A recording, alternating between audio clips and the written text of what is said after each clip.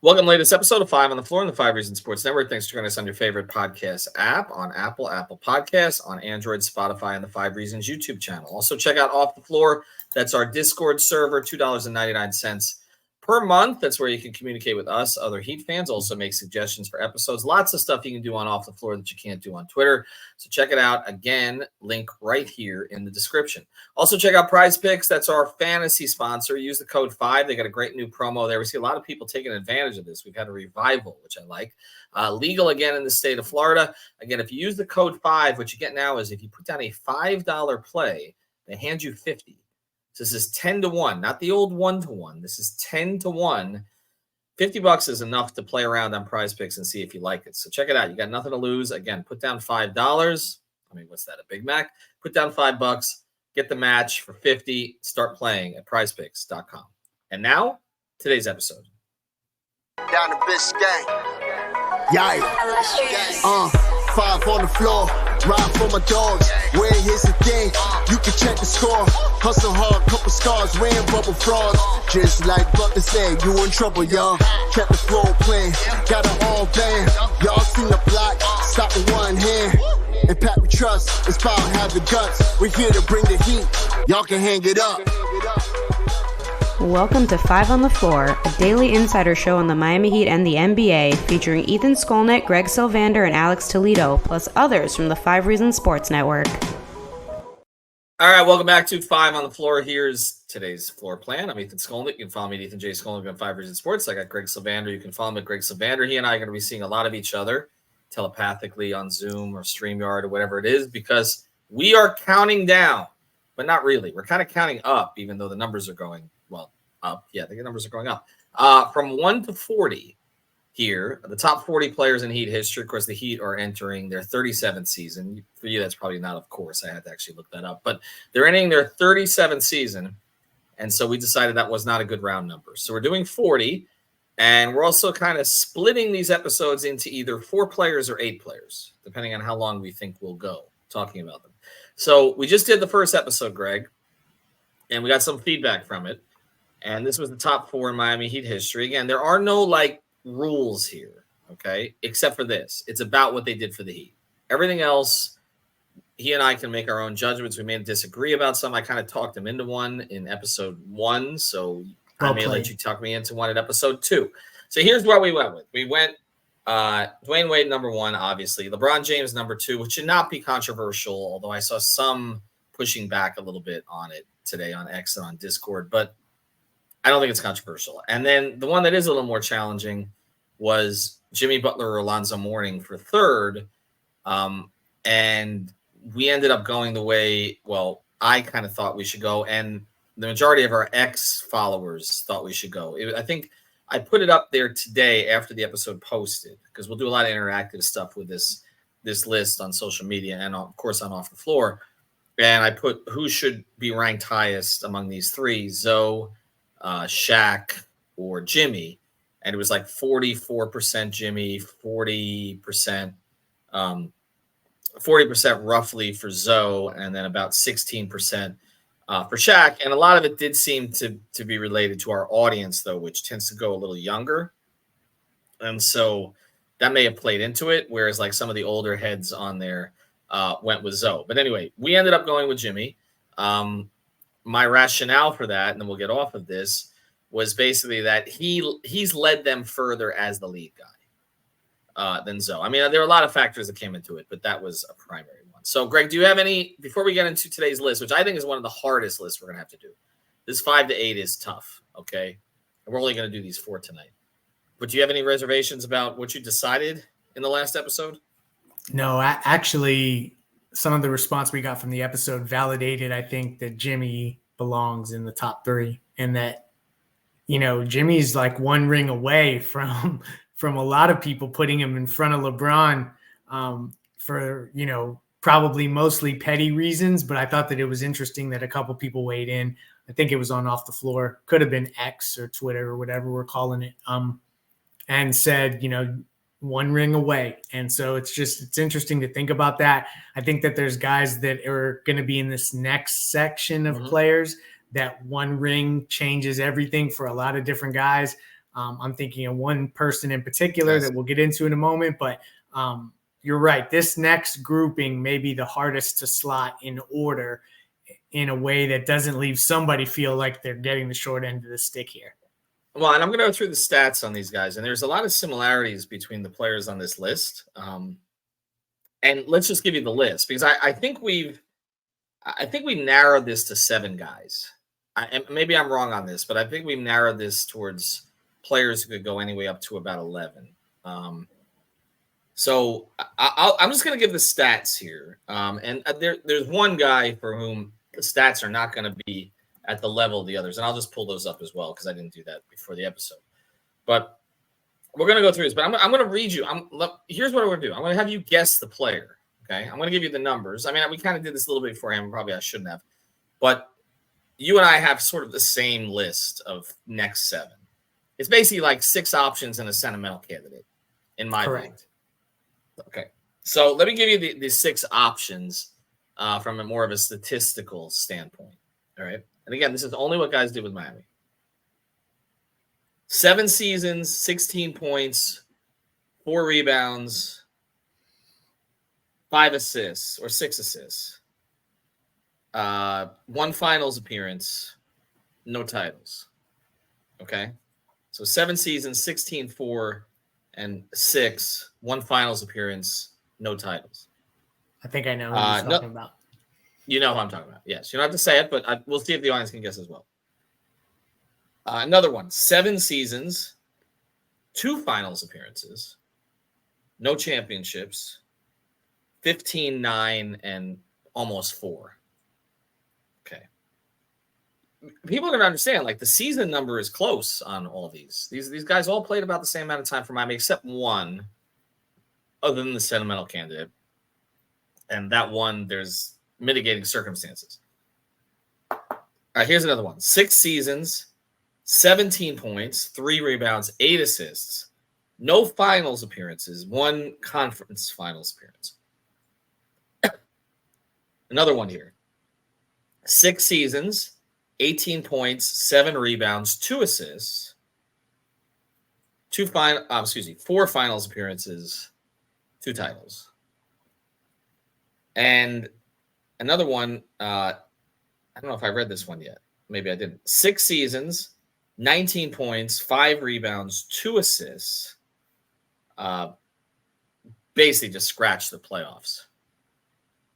Okay, that was it.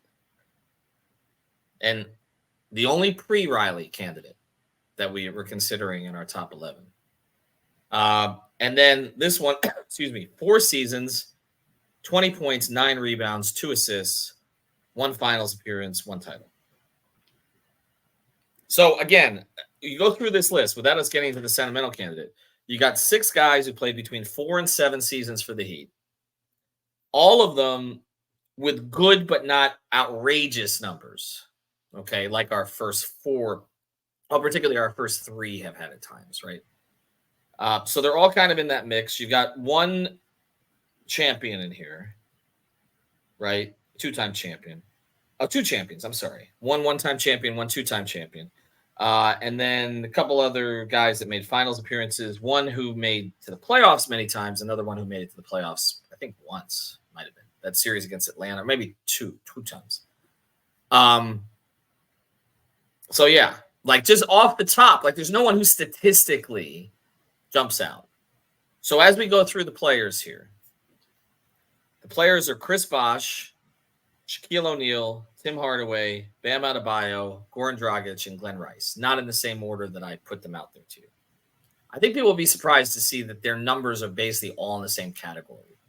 Yeah. Right? They're all between 15 and 20 points in their Heat tenures, all of them. And then they either have, a strong assist number or a strong rebound number.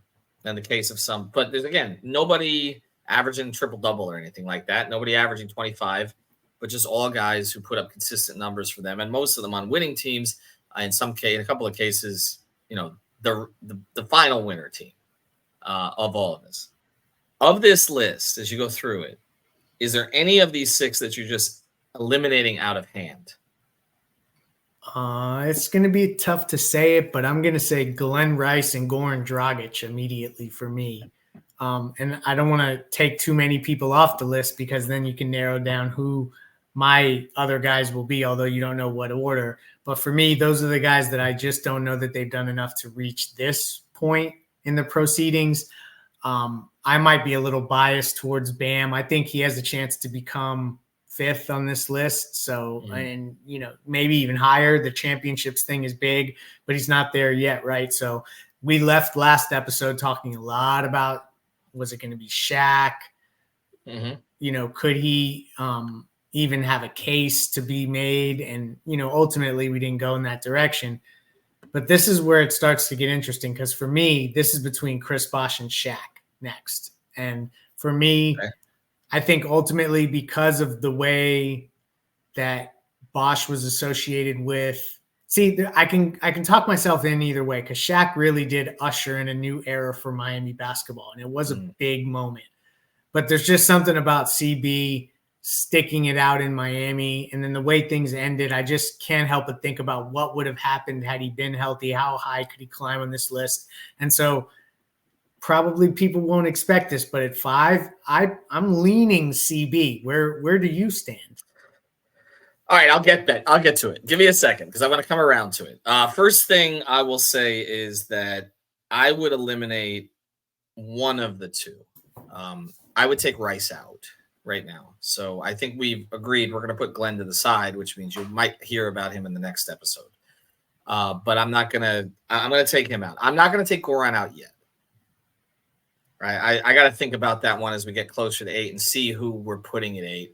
And let me do a little bit of a side-by-side there. But I think there is a case to be made for Goran. So I want to wait. But I think Rice is tough to include here because there was just no winning. And I'm not blaming it on him. He became even better in Charlotte, actually, similar to the way that Mashburn did, before him or after him. But and of course, he won a title with the Lakers as the third guy. So, I mean, he accomplished other things after he got out of here, but I don't know. The franchise didn't matter enough. And the reality is it didn't matter enough until Glenn Rice was traded for Alonzo Mourning. So exactly. And that's a decision that Pat made, while Glenn was in his prime, basically. And I get it in that era, it was about getting the center, and you had a chance to get a guy who was the number 2 overall pick in the draft and was clearly a centerpiece, at least defensively. And then the offense, you kind of had to work with him. There was some clunkiness there, but you knew he could score enough in the paint. And you could put him in an era of, you're the back end of like the Ewing, Robinson, you had Duncan in there. I think Keem was still playing in some capacity, was he not? So, right. So, well, of course he was. He won a title not long before that. So I'm just saying, like, all of these guys were playing at that time, and you needed someone who could compete with them, and this guy could. And so, Glenn wasn't like giving away for a bad player. He was giving away for the guy that we have number 4 on our list of all-time Heat players. But I just can't put him this high with this group in that context. With like what he's most remembered for with the Heat, other than like one huge performance in the big All-Star game, was being traded for Zoe. So I'm taking him out. Let me get back to 5 here. I think you can make a serious case for Tim Hardaway that I think if you didn't watch Tim during that era and understand what we were talking about in the last episode, where, yes, Zoe was considered to be the best player, but really, like, Tim was their heartbeat in a lot of different ways, and their crunch time guy.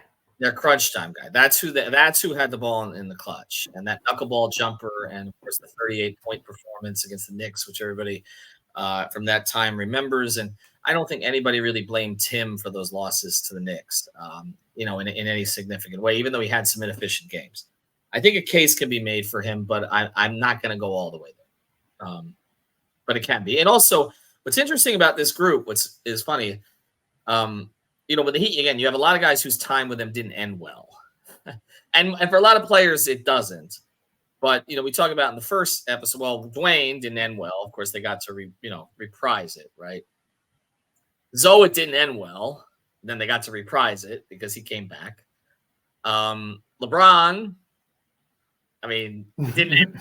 Wanted it to end, right? Okay. And of course, there was bad blood between Pat and LeBron at that time. And then, I don't even want to talk about the guy who's number 3 on our list because, again, that sort of PTSD as we're going into a season when Jimmy Butler is playing on the last year of his contract and says he won't sign an extension.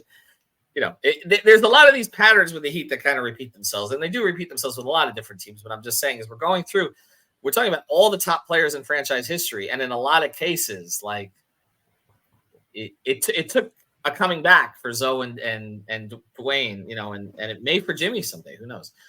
So we'll see. But anyway, that's one thing. And the other thing that sort of jumps out to me, other than the stats all being the same, is that the majority of these guys are associated with other teams. That's a good point. More, right?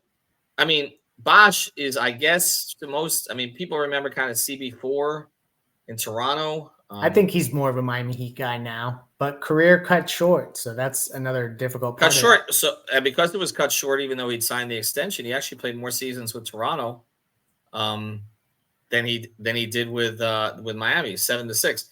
Shaq is not associated primarily with the Heat. He's primarily associated with the Lakers and maybe Orlando. Timmy's kind of half and half, I think. He's kind of half and half. He was a better player when he was with Golden State. He did more winning, or at least in the regular season when he was with Miami. Goran, a lot of people do associate him with Phoenix still, even though it didn't end well with him there that much. Probably half and half, I would say. Maybe a little more Miami. And Rice was more what he did after, winning the championship with the Lakers, Charlotte. So it's really just Bam, who's now on a new extension, 7 seasons, that is most associated with Miami. All right, let me get back to the Bosh versus Shaq thing then, because that's where this is headed. I can't put Bam 5th at this point. I mean, not yet, but soon. I perhaps, yes, but I can't do it yet.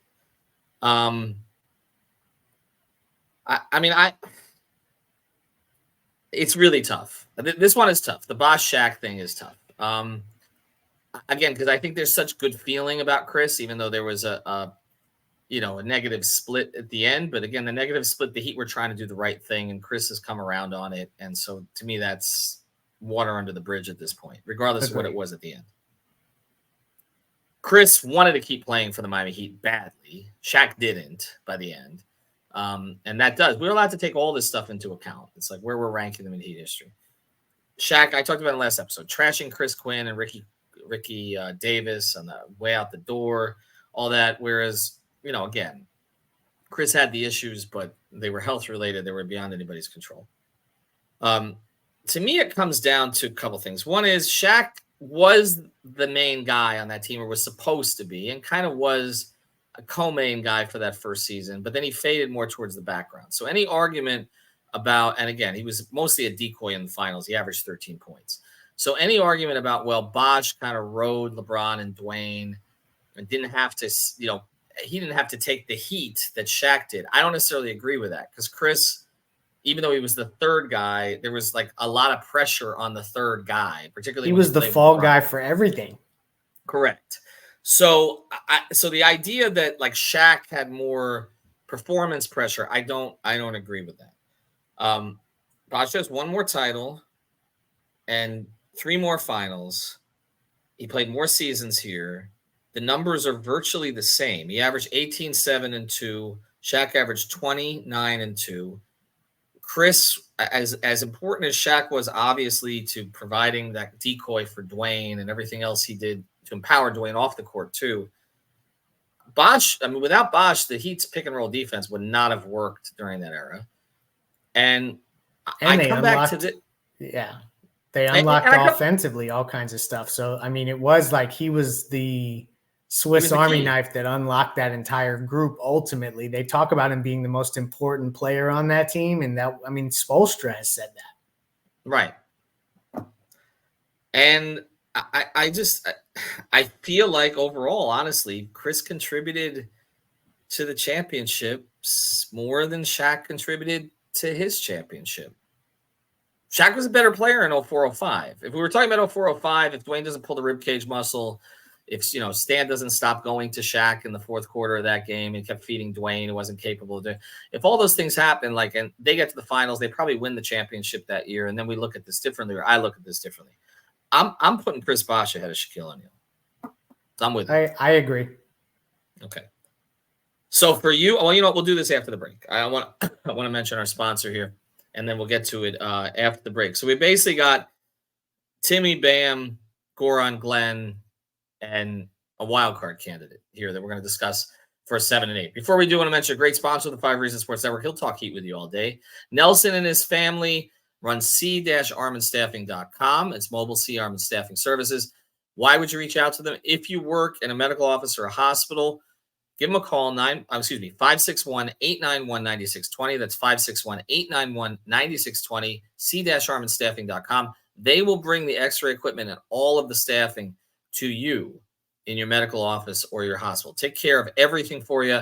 Really good people as well. And again, like I mentioned, big Heat fan. So check it out. Go to the website. Again, it's c-armandstaffing.com. Fill out the form. They'll reach right back out to you. Mention that 5 Reasons sent you. All right. So is it safe to say you're putting Shaq 6th? Yep.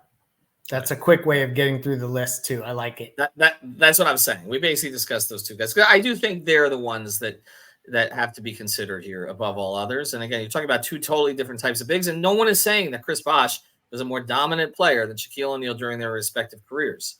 I just think Bosh was more central for a longer period of time than Shaq was here, and that's kind of where I'm going with it. All right.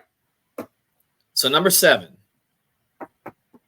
Again, we're going across eras here. We got 2 point guards, Tim Hardaway and Goran Dragic. So I guess let's start here. You've eliminated Goran from the top 8. And it's funny because I tweeted when the Heat made the finals in the bubble after that game that got them into the finals. I think I tweeted Goran Dragic is the best point guard in Miami Heat history. And it's funny now that I've arrived at a place where when I start to sit down with this list, I'm quickly eliminating Goran, keeping Timmy in the mix. When in that moment, I felt like Goran had kind of achieved something Timmy had not, and led them in doing so. It was a weird season, and maybe the bubble run, because it was so much of an extenuating circumstance, maybe that weighs in on it just a little bit for me. But it's interesting to see the fan mental gymnastics that I do here, where there was a moment where I had Goran catapulting in front of Timmy, but right now I'm a little reluctant to go there. And I know you still have Goran in the mix, so we'll discuss him here. But for me, this gets really difficult between these 2 point guards. They had completely different eras in terms of that. I feel like Timmy's era was more contending teams. You had Goran he had to go through some tough seasons with some tough guys, and they were reeling. He made the 16-17 second half. He made the 16-17 second half like he was the engine of that. I mean, everybody talked about Dion, but it was 7-11 for sure. It is tough for me. So I'm actually going to go the other direction here. First thing I'm going to do is put Tim over Bam.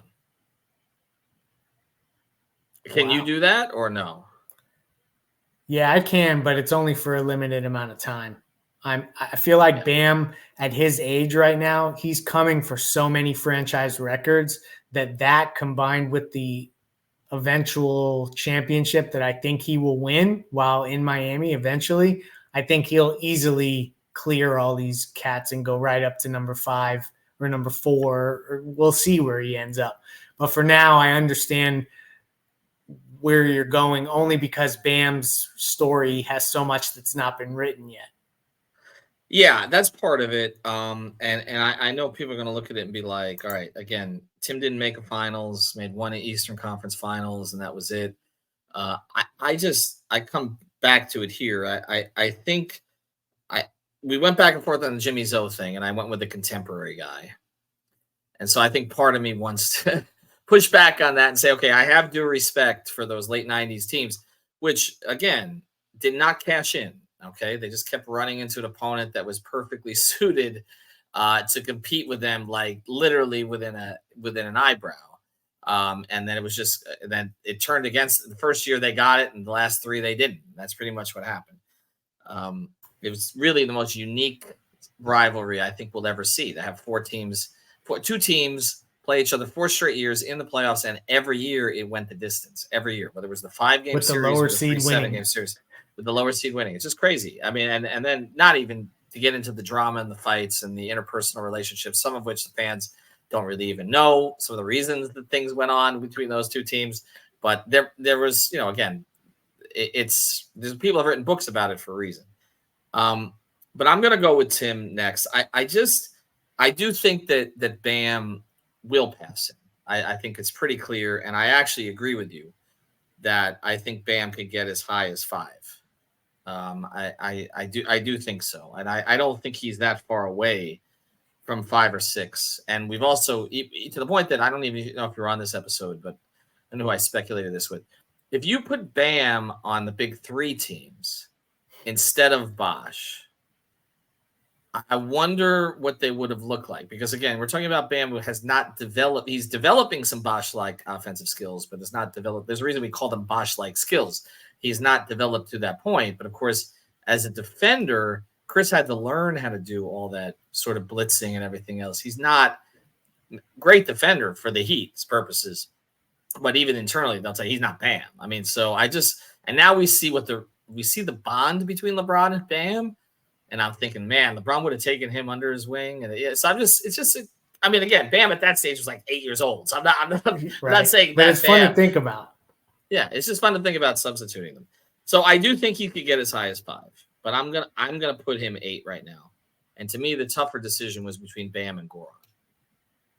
Yeah, and I just, again, I go with Bam because, and I think it's different. It's crazy they both got hurt in the finals, but if Goran doesn't get hurt, they probably do win a championship. And then Goran, I think, is definite top 8 on this list. And also, we want to wish him well. I actually communicated with him over the last couple of days. He's got his big event, his retirement night. Bosh is not playing, by the way. He's going to be there, but he's not playing. That was speculated that he might play. One of the sites put that out there. And Jimmy's not playing because he's actually doing a bunch of stuff in Hong Kong right now. And then ultimately, he's going to be participating in Yao Ming's event. Way the heck out there. So he's not in Goran's event, but plenty of other guys are.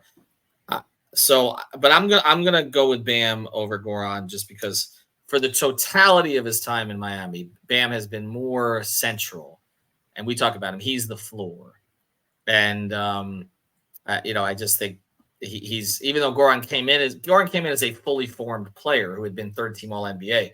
Bam started as a rookie in Miami, has come up, and I'm going to give a little bit more credit to the Heat draft choice there. I was just going to say he's the 2nd best draft choice in Miami Heat history, so that's a good tiebreaker for me. All right, so are you okay with my list though? So I have it Bosh, Shaq, Hardaway, Adebayo. Yep, I'm with you. Okay. So we agree through 2. I will say some have not agreed with us necessarily, which we like. So we're going to get into more of those as we go forward. But again, our list so far: number 1, Dwayne Wade; number 2, LeBron James; number 3, Jimmy Butler; number 4, Alonzo Mourning; number 5, Chris Bosh; number 6, Shaquille O'Neal; number 7, Tim Hardaway; and number 8, Bam Adebayo. Well, we talked a lot about Goran and a little about Rice in this episode, so maybe everybody can guess who the other 2 are going to be in our top. And the sentimental guy you talked about too. Let's see if he sneaks in the top 10. If he doesn't, I'm a dead man. Anyway, have a good night, everybody.